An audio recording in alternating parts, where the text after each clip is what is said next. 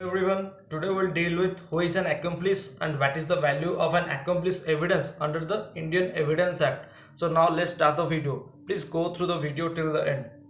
So usually most of the crimes are committed at secluded places where there will be not any eyewitness to testify it. So it will not possible for the police to get sufficient evidence. In such cases, what police does is that it picks up one of the suspects arrested who is least guilty and offers him to an assurance that if he reveals all the informations relating to the commission of offense and gives evidence against his colleagues, then he will be pardoned.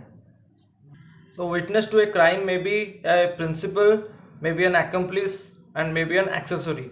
So the accomplice has not been defined anywhere in the act, but an accomplice is one of the guilty associates or partners in the commission of a crime, or who is in some way or other is connected with the commission of crime or has a conscious hand in the commission of the crime.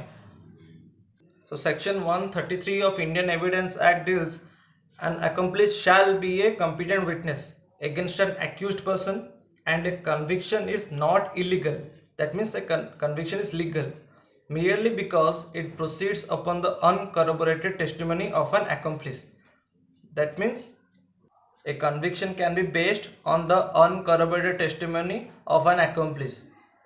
So basically there are three categories of the offenders in a commission of a crime. Firstly, principal offender of first degree. Second, accessories before the fact. Third, accessories after the fact. So those who actually commit the crime are called principal offender of first degree. Secondly, those who abet, incite or procure the commission of the crime are called as accessories before the fact, and the ones who protect the ones who commit the crime are called accessories after the fact. Let's take the example of some men robbing the bank. The one who made conspiracy to commit the robbery are the ones, the accessories before the fact. The one who actually loot the bank are the principal offender first degree, and the ones who are waiting outside in a car to take them home or somewhere secluded places are called as accessories after the fact. So now let's see some more points regarding accomplice. Accomplice is a competent witness provided he is not a co-accused under the trial in the same case. Second, such competency does not divest him of the character of an accused. He is still an accused. The prosecution must be withdrawn and the accused formally discharged under section 321 CRPC before he can become a competent witness. An accomplice, by accepting a pardon under section 306 CRPC, becomes a competent witness and may also be examined on oath. Also in Indian Evidence Act, section 114 illustration B says that the court may presume.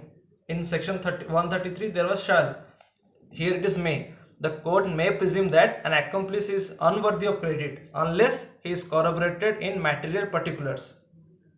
So why such corroboration of material particulars is required? Firstly, such accomplice is not a law-abiding citizen. He is in greed for escape in giving false evidence against his colleagues. It is not a great deal for him to give any false evidence or witness or statements against his colleagues. And an innocent may also be convicted basing on his false evidence. So corroboration is required. So combining the two, we can conclude that a conviction based on the uncorroborated testimony of an accomplice is not illegal, but according to prudence, it is not safe to rely upon such uncorroborated evidence. So the judges must exercise extreme caution and care while considering it. In the case of Sarwan Singh versus State of Punjab, the court laid down a double test theory. Firstly, the court has to scrutinize the reliability or credibility of such accomplice. If it is found that the evidence is unreliable or uncredible, then no further corroboration is required. It ends there. So there are also some differences between the two sections where section 133 is a full-fledged section. It has better force, and section 114B is an illustration and is not a section. So 133 has greater force than 114. In section 133 it is shall presume, but in section 114b it is may presume. 133 is mandatory, whereas 114b is directory, as it is may presume. So now let's see the difference between accomplice, approver and co-accused. So who is an accomplice? Any person who is a part of the crime in any ways or other the connected. He participates or abates or helps in the crime.